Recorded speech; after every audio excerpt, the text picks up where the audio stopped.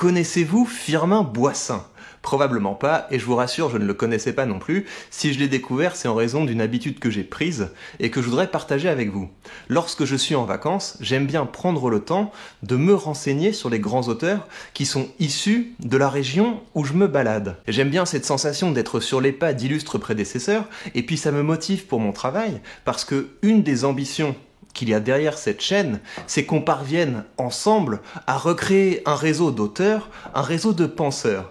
Parce qu'on va avoir besoin d'une renaissance. Quoi qu'il en soit, récemment j'étais en Ardèche, regardez comme c'est beau.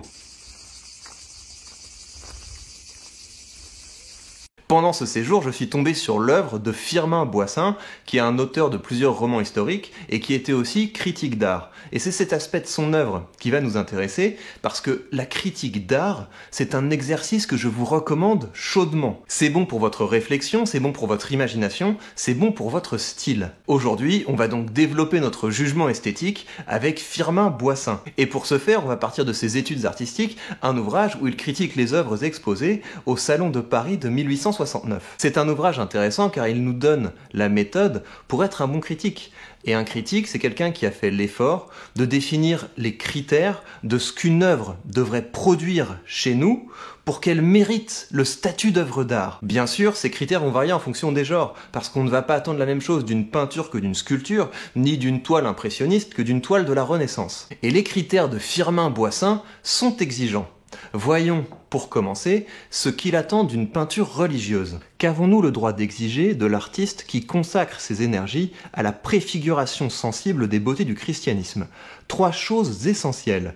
Que, donnant par ses œuvres des ailes à notre âme, il l'élève jusqu'à la contemplation de l'idéal suprême, qu'il ne rabaisse pas, dans la recherche des succès faciles et des combinaisons mercantiles, la dignité de nos croyances et la profondeur de nos mystères, qu'il n'aborde pas ces sujets grandioses s'il ne sent point fermenter en lui la foi suffisante, l'inspiration nécessaire, le génie indispensable pour représenter, dans une conception adéquate à leur subtilité, les admirables symboles de la vaste synthèse catholique. Astreindre l'imagination à l'alimentation féconde des idées générales et ne gêner en rien le libre essor de l'originalité individuelle, tel est, qu'on ne s'y méprenne pas, le double but de notre critique. Voyons maintenant comment il applique ces critères à une peinture qui s'appelle Le Christ et la Madeleine du peintre Bauquelin. Il y a du talent dans Le Christ et la Madeleine de Monsieur Bauquelin, mais on cherche en vain, au fond de cette œuvre, l'idée surnaturelle. C'est du mélodrame. Il faut deviner le Christ dans ce beau cadavre étendu sur un marbre qui ressemble trop à une table d'amphithéâtre.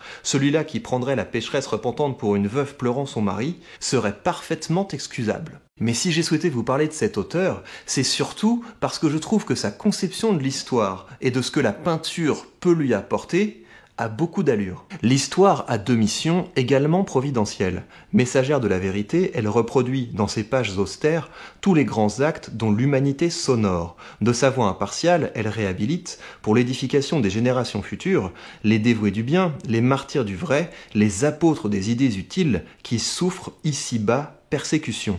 Némésis vengeresse de toutes les inéquités sociales, elle tient en main la balance inflexible de la justice et cloue au pilori de la honte les malfaiteurs du genre humain, les oppresseurs des classes souffrantes, ceux qui se font un jeu de la vie de leurs semblables, ceux-là que Gratry appelle dans son énergique langage les hommes de joie et les hommes de proie. Pour l'accomplissement de cette œuvre éminemment civilisatrice, l'histoire n'a pas de meilleur auxiliaire que l'art. L'art est un verbe, il s'adresse aux multitudes. Les tableaux d'histoire sont des drames ou des épopées. Ils portent avec eux leur enseignement. Voyons donc pour finir comment il applique cette conception de l'histoire pour juger les peintures historiques. La peinture qu'il analyse dans le passage qu'on va lire est la mort du maréchal Ney du peintre Gérôme. Et pour vous donner un peu de contexte, le maréchal Ney était un général de la Révolution qui a été promu maréchal par Napoléon, qui le surnommait le brave des braves. Et s'il a été exécuté, c'est parce qu'il est resté fidèle à Napoléon pendant la restauration de la monarchie en France. Et Firmin Boissin propose de voir dans la peinture de Gérôme une critique de la Restauration. De l'œuvre bizarre de Gérôme, nous ne dirons rien que tout le monde ne sache. Le procédé de cet artiste, qui, paraît-il, ne s'attarde plus dans les sentiers obscènes, ce dont nous le félicitons sincèrement, n'est pas sans originalité. Une idée étant donnée, en tirer dans un cadre restreint le plus grand effet possible. Jamais cette tendance ne s'est si nettement accusée chez lui que dans la mort du maréchal Ney. Rien ici n'est accessoire, ni ces cartouches qui fument encore sur le seul fangeux, ni ce réverbère qui perce à peine de sa lueur fumeuse les brumes d'un matin de décembre, ni ces inscriptions politiques sur le mur d'enceinte, ni ce chapeau à la Bolivar roulé par terre, ni ce gendarme qui se retourne pour regarder furtivement la victime, ni ce trou sanglant de la balle qui a percé le crâne du brave des braves de Michel Ney, duc d'Elchingen, prince de la Moscova. Tout concourt de par la volonté de l'artiste au dénouement prévu de ce récit littéraire d'un genre nouveau, pamphlet posthume du Vigueron de la Chavonnière contre le gouvernement de la Restauration. Tout cela est bien beau, à nous d'être à la hauteur. Prenez soin de vous et de votre esprit.